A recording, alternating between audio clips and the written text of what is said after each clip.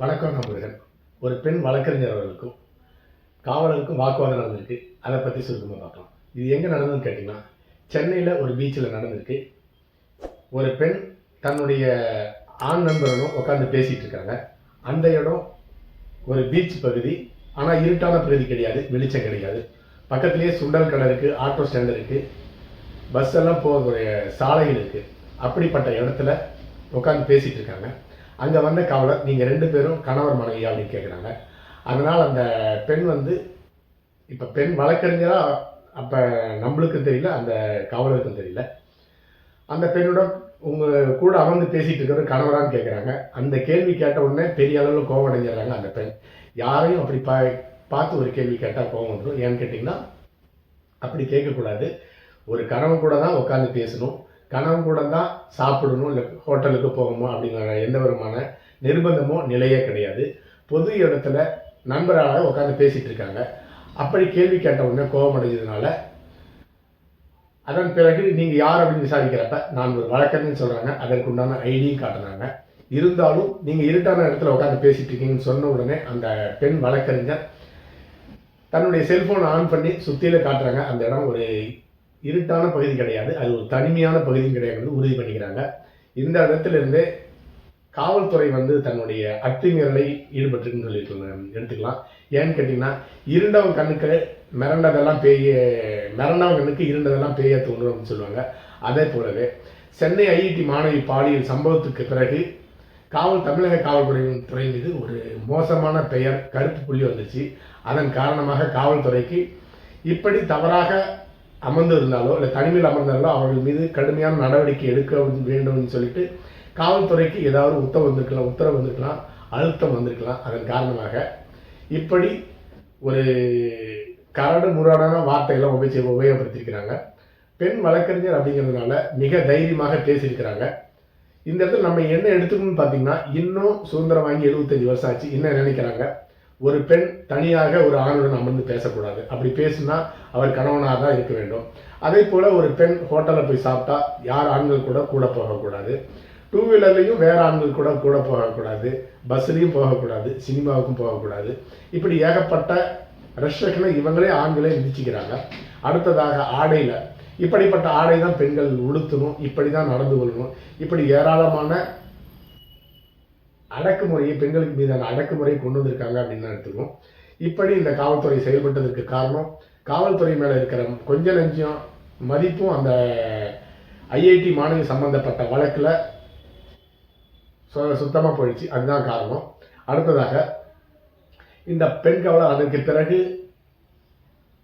சமூக ஊடகங்களில் தனக்கு நடந்ததை பற்றி பேசியிருக்கிறாங்க.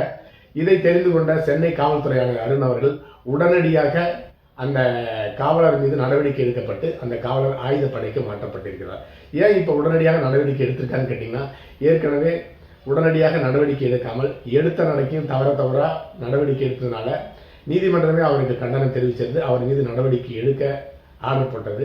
அதையும் மீறி தமிழக அரசு உச்ச நீதிமன்றத்திற்கு போய் அந்த ஆணைக்கு தடை வைத்திருந்தது. இதில் என்ன அப்படின்னு கேட்டிங்கன்னா, காவல்துறையினுடைய ஆதரவு தமிழக அரசுக்கு வேணும், ஆளுங்கட்சிக்கு வேணும்னு எல்லா கட்சியுமே காவல்துறை தவறு செய்தாலும் அவர்கள் மீது நடவடிக்கை எடுப்பதில்லை. அதற்கு மாறாக பாதிக்கப்பட்டவர் மீது தான் நடவடிக்கை எடுக்கிறாங்க. அப்படி நடந்து கொள்வதுதான் இதற்கு காரணம். அடுத்ததாக தமிழக காவல்துறையில் தமிழக அரசினுடைய கட்டுப்பாட்டில் அல்ல முதலமைச்சருடைய கட்டுப்பாட்டில் இயங்குதா அப்படிங்கிற ஒரு கேள்விக்குறை தான் இருந்துட்டு இருக்குது. ஏன்னு கேட்டிங்கன்னா, ஏராளமான சாதாரண மக்கள் மீது ஏராளமான அடக்குமுறை தான் நடைபெற்று கொண்டிருக்கிறது. உதாரணத்திற்கு ஒரு டிராஃபிக்கில் 2 வீலரில் போகிற ஒரு நபர் திராவிட முன்னேற்ற கழகத்தினுடைய சின்ன வரைஞ்சிருந்த ஒரு ஸ்டிக்கரை ஒட்டி போனாலும் போதும், ஒன்வேல போனாலும் சரி, இல்லை வேகமாக போனாலோ ஆர்சியோ லைசன்ஸோ எதுவுமே தேவையில்லை, அவங்கள காவல்துறை பிடிக்க மாட்டாங்க. பிடிச்சாங்கன்னா அவங்க மீது நடவடிக்கைப்படும். அதாவது அந்த நபரை திராவிட முன்னேற்ற கழகத்தினுடைய நபரை வாகனத்தை பிடிச்ச காவல்துறை அதிகாரிகள் மீது தான் நடவடிக்கை எடுக்கப்படும். அதே போலவே காரில் டிஎம்கே கொடி கட்டி போனால் போதும், அவர்கள் மீது நடவடிக்கை எடுக்கப்பதில்லை.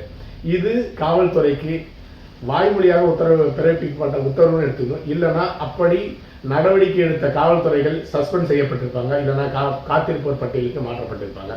இப்படிப்பட்ட நடவடிக்கையின் காரணமாக காவல்துறை திராவிட முன்னேற்ற கழகத்தை சேர்ந்த வண்டி என்றாலோ நபர் என்றாலோ குற்றம் செஞ்சாலும் அவர்கள் மீது எஃப்ஐஆர் பதிவு பண்ணுவதில்லை, டிராஃபிக்கில் அவர்கள் விதிமீறலையும் கண்டுகொள்வதில்லை.